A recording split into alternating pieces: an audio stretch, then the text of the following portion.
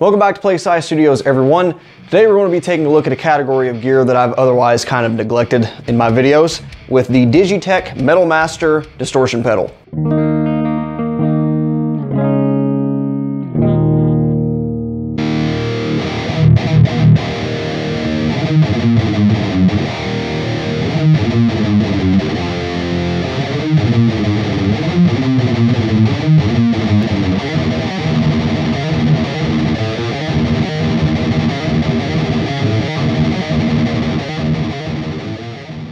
So I'm not going to treat this video as an actual review of this product for a few reasons, although it may flow like one. This pedal's not been produced for years now. The X series originally came out in like 2002, 2003, so this is like a 15-year-old pedal. Although I bought it, I believe new in 2008, so they were still making them around that time. Secondly, because I don't think I can give an objective overview of it because I've owned this thing on and off for so many years. I've had it on and off for 10 years. I just traded it back with a friend that I gave this pedal to with my Digitech Hardwire metal distortion pedal, which I actually think is more capable with a good tube amplifier or even decent solid state amplifier, but it's a little more boring, not quite as innovative in my opinion for the time it came out as this thing was, and I just have fonder memories with this. So I'm just, kind of talk about this, my history with it, and give this video, kind of make it an opportunity to talk about my opinions on distortion pedals and that sort of thing in the modern setting. So with that, let's listen to an angry chainsaw in a box.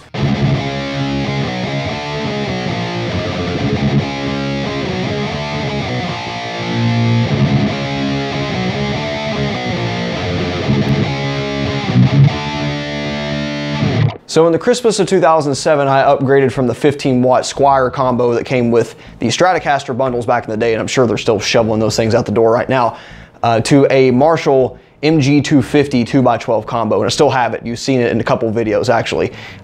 Capable amp, not bad, being solid state. You're not going to get the tube liveliness and warmth, but still useful. The speakers in it are nothing special, but they're still useful as a practice rig and light gigging and that sort of thing. But the drive channel on that could do a couple of sounds, but not all the sounds I needed. So I could get my Zakk Wylde distortion, I can get my classic rock, Jimmy Page, Tony Iommi with an overdrive, but heavy metal just was not going to cut it on that. So I needed a distortion pedal. And I demoed a couple. My cousin was still playing guitar at the time, and he had like the original Boss orange, whatever distortion, like DS1 or DS2, whichever it was. And to say the least, I wasn't impressed with that thing. I don't know what you're supposed to pair with that to make it sound decent, but I've never found it, and I've never watched videos or delved too far to find out for myself because I just have no use for it. But I had seen advertisements in the Guitar Center magazines and all that kind of stuff for Digitech pedals, and I saw a couple big names using them. For instance, the guitarist of Disturbed was using his own signature, The Weapon, or something of that sort, although I'm still willing to bet that what you hear on album is not a distortion pedal. But being, what was I, that long ago, I guess I was 13, going on 13, I really wasn't up to snuff on what a sound investment was at the time, and it certainly, we're in a better state now than we were back then, and especially 20 years before that. So to achieve a decent heavy metal sound to be able to practice with on the cheap, you really only had distortion pedals and multi-effects units as a decent option. And all the multi-effects units back then, all the Zooms and the Line 6 pods and all that kind of stuff were still north of 200, 250 bucks.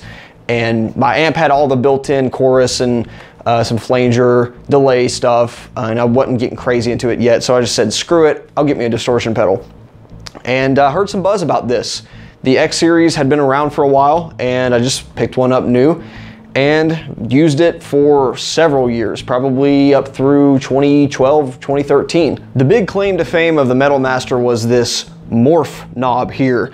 The rest of it's pretty standard affair. You got level, high, low, EQ, no mids. This is a distortion pedal. Mids aren't allowed.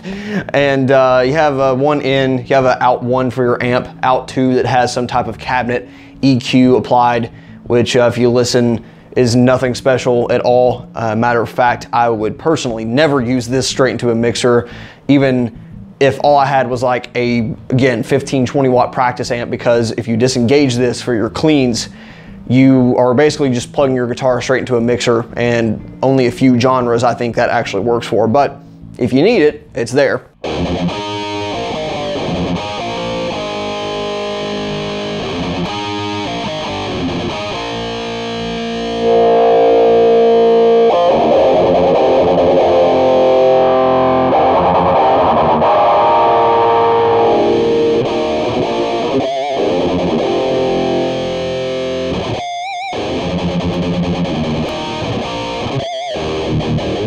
So the marketing surrounding the morph function said that you can blend between 4 different types of distortion sounds. One being the Boss HM2 heavy metal, one being the Digitech heavy metal, and the other 2 being Mesa Boogie amps, one being the Mark III, the other being the dual rectifier, which probably doesn't come as a surprise to you, considering that so much of my high gain sounds come from Mesa Boogie amps, particularly the rectifier series and of course the Mark series, which we've talked about many times on this channel. The reality of this morph function is there's nothing fancy going on. You're not switching between some digital model of each one of them. It's a fancy EQ curve, and it doesn't even sound that fancy. It sounds like there may be kind of a bump and a scoop or some variation of that you're moving across the frequency spectrum. I'm not sure where each model of amp or pedal lies on this morph spectrum here, but I'm thinking the real amps are around here. And I think the Mark III is down here and the rectifier is closer up to here, because that's generally where I tend to stay. Once you get past 12 o'clock, it starts sounding like your Boss Metal Zone's angry beehive sound with absolutely no mids and just that god-awful digital bottom end that doesn't belong on any genre of music. I know there's some people that have made the Boss, pedals, particularly like the Metal Zone, the HM2, famous on low fidelity death metal albums and that kind of stuff. But like I said, once you get past here, I think you're even beyond that. It's pretty bad.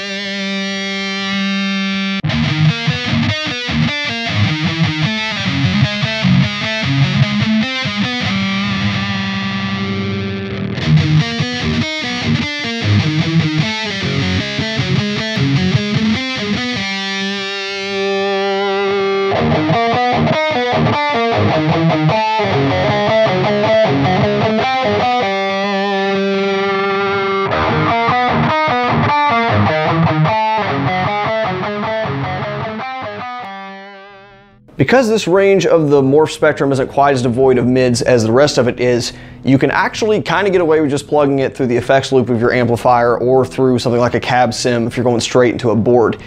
And I think that isn't necessarily the optimum option here, but if you have like a decent power amp, something running 6L6s, EL34s, or simulating thereof, like in a fractal audio unit, you can actually get some pretty decent sounds, all things considered. I think it's better results than running it through a poor quality solid state clean preamp and trying to adjust the EQ there to get it as neutral and flat as possible. Of course, you can run it through a preamp clean channel of a tube amp as well, and that way this will probably be a little more useful after that. That way you can bump up the mids, take away some of the bass and the highs. The main killer feature of running it through a power amp though is adjusting stuff like presence and depth. That'll give you more frequency control beyond what the knobs on this pedal will. So that all sounds good on paper, but the reality of the situation is that if you're spending 50 to 100 bucks to achieve your high gain sound, you're probably not going to have much more than an inexpensive solid state amp to begin with. So if you want to use more than just a high gain sound, you'll probably run this in front of your clean channel like I did, and you'll sculpt your clean sound, you'll get something decent, then you'll smash this on and go, oh my God, the input gain is way too high. So you gotta dial that back, go back to your clean channel, resculpt some things, get it decent, turn this on, and then what you'll quickly realize is that there's only a small sliver of this morph, what is in reality just a mid EQ, that works well with your amp, because if you go too far, it's going to be boomy and fizzy, more so than even at the optimum settings. And if you don't go far enough, it's going to be the opposite problem. So really, unless you're just using this straight into interface to record with, and then you have options later on, if you're using it live, using it to practice, then you really don't have as much options as this would lead you to believe that you do if you want to sound good. So to make this thing actually useful for me when I did play through it, I would keep this around the 11 to 12 o'clock range, usually dialing it back the louder the amp got to make the mids come out a little bit more. Generally the high would be around 12 o'clock, sometimes a little further, sometimes a little further back. And the lows, I don't know what you would use past 12 o'clock. I could actually stand to dial it further back depending on the bass and boominess of the amplifier and of course your overall mix. But to our ears nowadays, if you're playing through semi-decent equipment, this is probably going to still sound terrible. Compared to other stuff on the market, it was not a bad buy at the time though. And nowadays I think they're again used probably in the $40 to $50 range.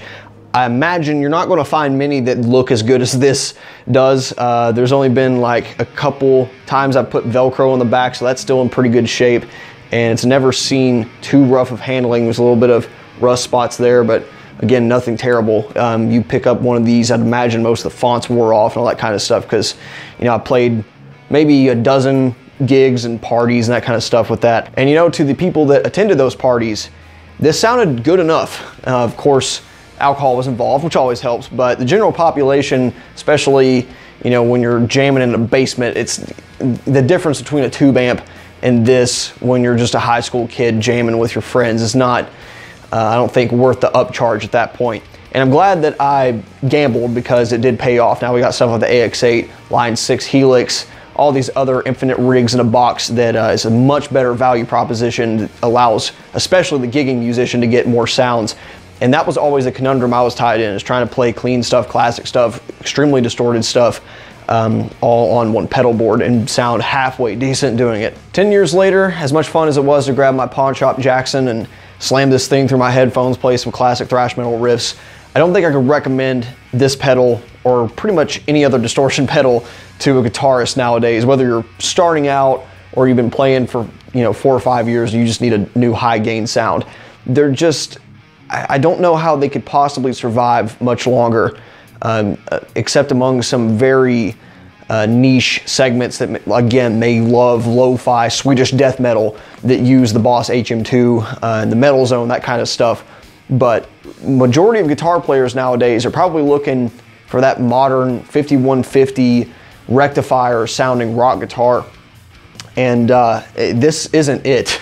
Nor is any other distortion pedal, at least traditional distortion pedal like this, that's designed to slam another preamp to be able to just get a higher gain sound out of it. In order to make this thing useful nowadays for me is to combine it with gear that's a good order of magnitude or greater in price, so it doesn't make sense. We live in a world of more micro preamps, other overdrives, however they market themselves as, that emulate that kind of stuff in digitally and sound much more authentic and something that you could use in many more applications than what this thing could. Whether it be recording through headphones, going through a clean power amp, whatever. There's all kinds of stuff that really isn't that much more expensive. Stuff like the more preamps, $100. I think the 5150 EVH overdrive is like $200, $250. If that's what you're looking for, that kind of sound, you're going to get a lot more usability out of it than something like this. And to be fair, I've not really played anything newer than the Digitech Hardwire for a modern distortion pedal to see how they stack up, but really it just sounds different and not necessarily better. So I can't imagine just getting a distorted clipping signal with a dynamic EQ. You're going to be able to emulate what a good rock guitar and metal guitar sound is in the ears of the people that actually play the instrument. So I just don't see how they're going to survive much longer in terms of new products. Of course, you'll have people like me with rose-tinted glasses that say, oh, I used to play this thing when I was a kid and I still like it because of that. But stack it up against a real amplifier or a digital model thereof and it gets blown out of the water. So yeah, it's kind of bordering on an opinion piece, but I can't recommend distortion pedals to anyone. They're not necessarily terrible pieces of gear if you have a very strict budget and you just want to experiment with higher gain stuff through an expensive practice amp. There's not a whole lot more you can do with that, but I would try something like preamp pedals and overdrives that are essentially preamps. For instance, JHS makes a pedal, I believe it's called the Angry Charlie, which is like a red looking overdrive pedal that's supposed to sound like an overdriven Marshall. There's the Golden Plexi, which does essentially the same thing in a smaller footprint. And there's a bunch of other pedals that are supposed to play nice with preamps and sound like other amps once they're cranked. So it just kind of compensates for that EQ difference. And because of that, I don't know where something that is just a digital clipping noisy pedal like this would actually come in handy now that we have all these other products on the market.